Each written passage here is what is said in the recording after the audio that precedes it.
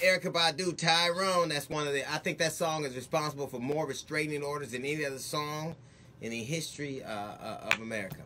So it's happened again. A young Harvard student has the police called on her. A white neighbor basically is afraid or calls the police on her. Warsaw, North Carolina happens again. Police are called out at a Waffle House. Little boy is jammed up. Right inside out of St. Louis. The clerk refuses to sell this couple a money order, black couple a money order, even though they presented the money. Subsequently, he's arrested. Subsequently, the employee is fired. Are we that exotic a creature? Like, are people so frightened when they see black people? This is a response. Are we so rare that it causes this kind of consternation? Or is it something different?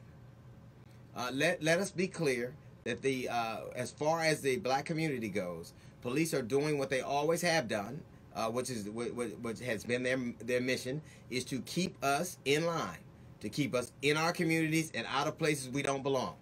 They're not to protect and serve, but to protect businesses from you, places you don't belong from you. One of the quickest ways to get pulled over is to be in an area where you don't belong. One of the reasons that you get pulled over or in a business is because you don't belong. There's suspicion where you're somewhere you're not supposed to be. So where is that exactly? Where do we belong? Where is it? Because no one seems to have a problem taking our money. None of those people have a problem taking our money. Waffle House will take our money. Harvard will take our money. You know, that grocery store will take our money. But what is it that makes us so frightening to white people? That you have these constant situations where we're getting a police called on us? Is it that you're really that afraid? Is it that we are really causing that much fear in you? Or is it something sinister? You cannot tell me that you live in America right now and do not know the level, the certainly levels of strife that are going on right now. We're inundated with images of children being shot and beat up and slammed around, all because somebody called the police. So you can't tell me that you're not aware of it. Are you that frightened of us? Are we that exotic? Or is there something more sinister at play? Do you hope something bad happens?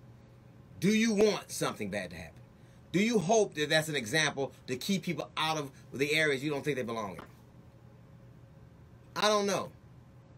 But I know that we're not that rare anymore. I know we're not that separate anymore. I know you've seen us before. You cannot tell me, what I am tired of people telling me is I don't see color. You know, my mother taught me not to see color. I'm not racist. I'm not bigoted. I was taught not to see color. Well, if you don't see color, I have to ask, why are you so good at describing black people to the police? That's a little note from the GED section. We got the Jazz Report coming up right now. Here's Andy Stokes. It's the D.L. Hughley Show.